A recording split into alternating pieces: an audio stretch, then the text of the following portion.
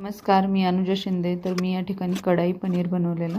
तर खूप simple recipe आहे बघा. सुरुवातीला तूप घालून घ्यायचं. पनीर हे आपल्याला व्यवस्थित भाजून घ्यायचं आहे. त्याच्यानंतर त्याच कढईमध्ये आपल्याला लसूण अद्रक व्यवस्थित भाजून घ्यायचं. कांदा घालायचा, टोमॅटो घालायचा, काजू घालायचे, व्यवस्थित परतून घ्यायचे, परत काढून घ्यायचे. त्याच्यामध्ये असे चॉप केले शिमला मिरची, कांदा थोडासा परतून घ्यायचा. प्युरी त्याच तेलामध्ये ॲड करायची. तेल सुटूजीपर्यंत आपल्याला भाजून घ्यायची. थोडंसं दही, लाल तिखट घालायचं आणि किचन किंग मसाला ॲड करायचा. थोडासा पनीर बटर मसाला सोनाचा ॲड करायचा. पनीर तयार आहे.